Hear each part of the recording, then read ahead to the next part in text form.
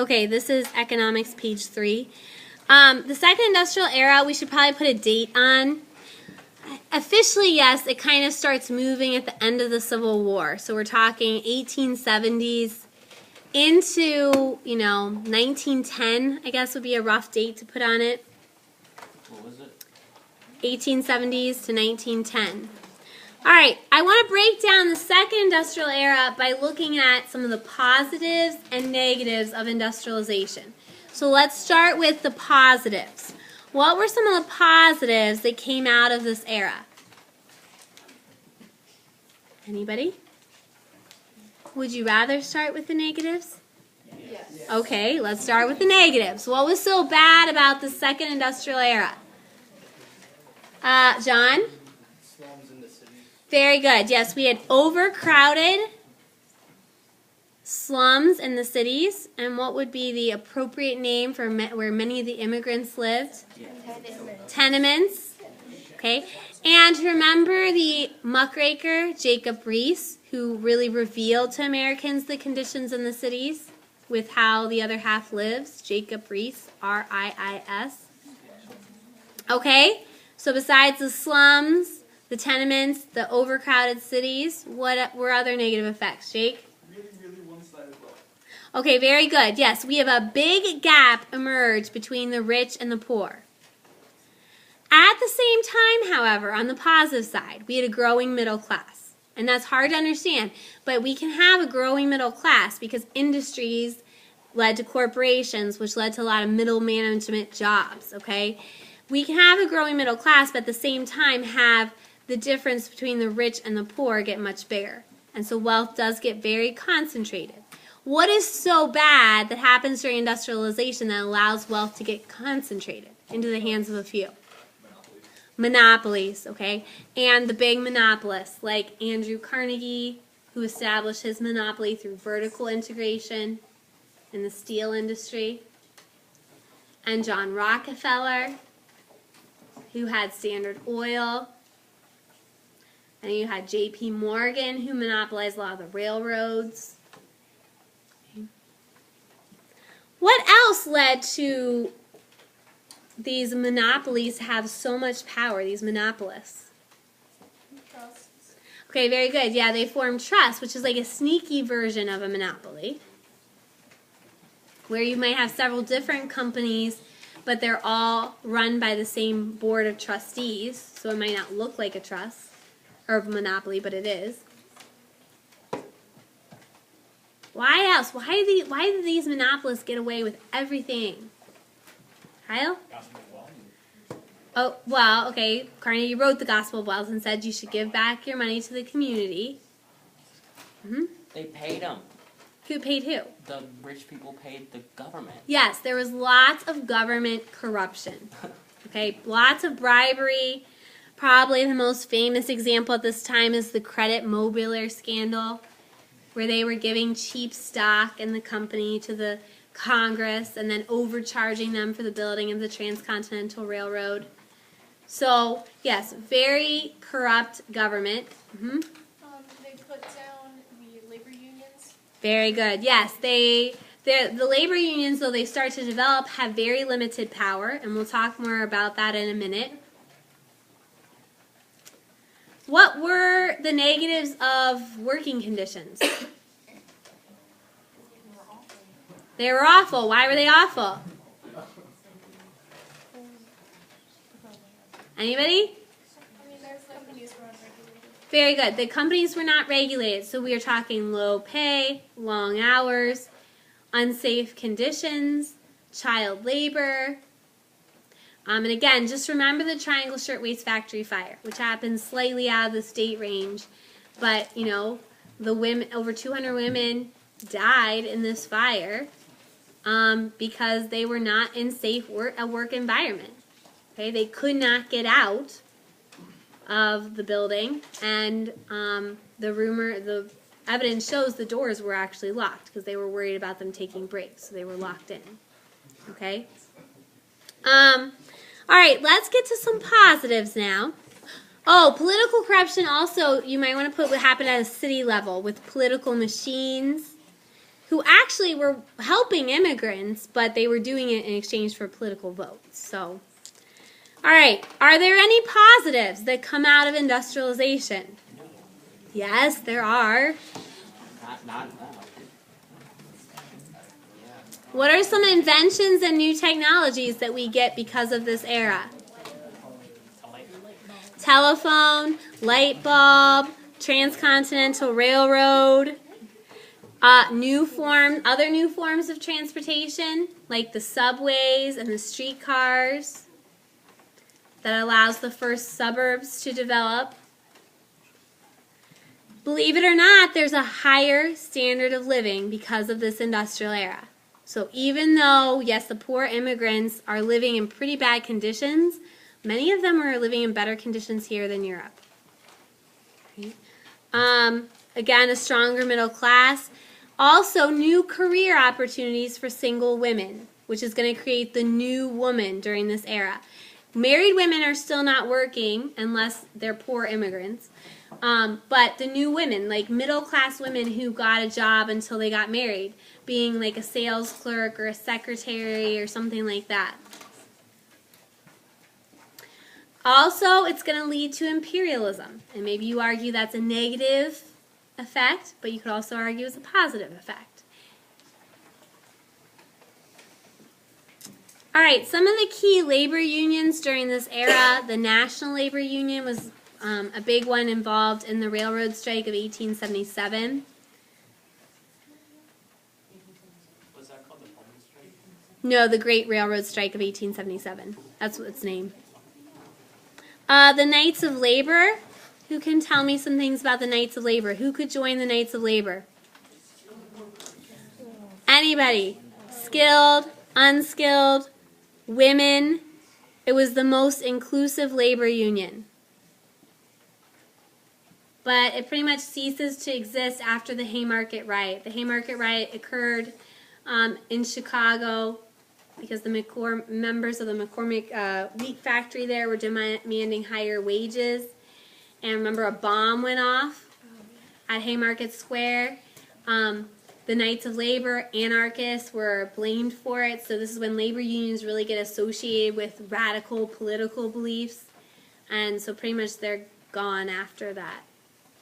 And then the AFL, the American Federation of Labor, still around today, led by Samuel Gompers, my happy word. It's only for skilled workers, and you don't directly join the AFL. You join your trade union, and your trade union's a part of this organization. It did not allow women or African Americans. And Samuel Gompers was very active politically in trying to influence presidents and Congress and so forth. I can take it from you. Okay, how did business and government react to the labor unions when they would go on strike or make demands? Morgan? Okay, very good. The owners would hire scabs to take their place. What else did owners do to try to limit the power of labor unions? Anybody? Sometimes they would make them sign yellow dog contracts, which said you're not allowed to join a union. They would blacklist union leaders, so you couldn't get hired at any factory. And in the case of Andrew Carnegie at the Homestead strike, he hired a private army, the Pinkertons, to come in and fight the striking workers. How did government always react during the industrial era? Jake? They favored big business. They always favored big business. And in almost every case, the federal government, beginning with the Great Railroad Strike of 1877, would send federal troops to help end the strike.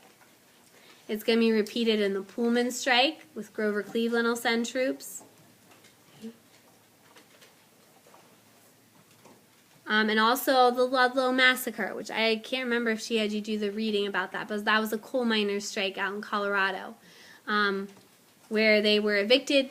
They lived in a company town, so they had to pay rent to the owner of the coal mine for their property and everything. The Ludlow Massacre. What? How do you spell it? Ludlow. and they were demanding higher wages. They went on strike. When they went on strike, they were evicted from their homes. They set up a tent community, and the federal troops came in and raided the tent community, killed a bunch of women and children. Okay, what role did industrialization play in imperialism? Why did industrialization cause us to imperialize? We wanted to become a world power. We did want to become a world power. Why did we have to become a world power? Because of industrialization. Josh? Because we needed markets and other We places. needed new markets for our goods. Okay? Because we are producing more than our country could buy itself. So that's why we're going to be so interested in China and expanding our influence so we could sell our goods to other places. Now, during the Progressive Era, which begins really around 1900, okay, with Theodore Roosevelt, and goes until the beginning of World War I, 1914 or so, one of the goals of the progressives, there were many goals, we're only kind of covering the economic one today, was to limit the power of the wealthy capitalists. Okay. So can anybody give me an example of a reform that attempted to limit the power, or an example of some way that they limited the power of these wealthy monopolists and capitalists? Okay. This part I'm worried you guys didn't spend enough time on this. Anybody give me a reform? Huh? Antitrust Act. The Antitrust Act. Yes, this is the Clayton Antitrust Act during the Progressive Era under Woodrow Wilson. Because the Sherman Antitrust Act, which was made in the late 1800s, 1890s, who was it used against first? Labor unions. Yes. Okay? Not the big business. So, first of all, Theodore Roosevelt will come in, and he'll be the first to actually use the Sherman Antitrust Act to begin to break up monopolies. He goes after the Northern Securities Company, which was owned by J.P. Morgan. Then you have a stricter Clayton Antitrust Act that defines more carefully what exactly is a trust, what's a monopoly, and gives the government better power to break it up. So the Clayton Antitrust Act. Anybody give me another one?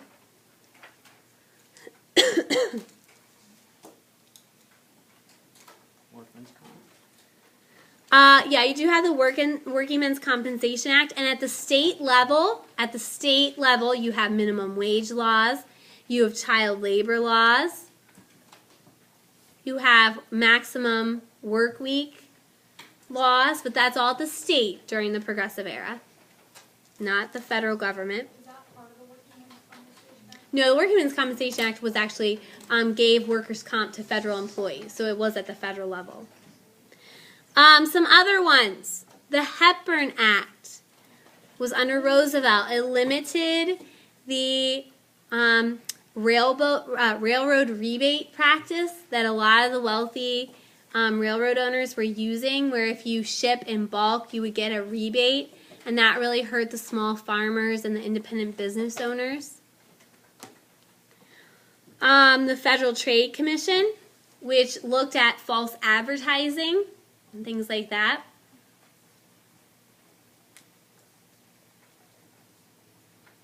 The Elkins Act and the Mann-Elkins Act, which gave the federal government the power to regulate telephone, telegraph, things like that, since everybody has to use them. You can't just charge crazy rates.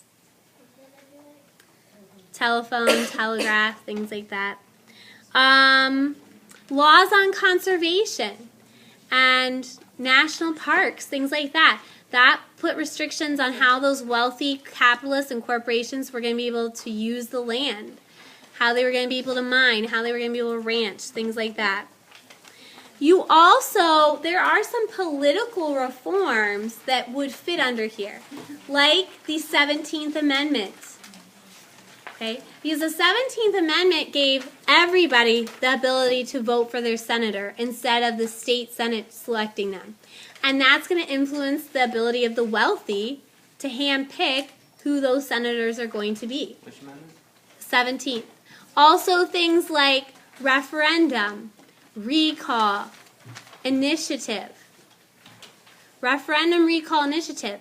That gives everyday people the ability to put items on the ballot for a vote, not just the wealthy to be able to influence those kind of things.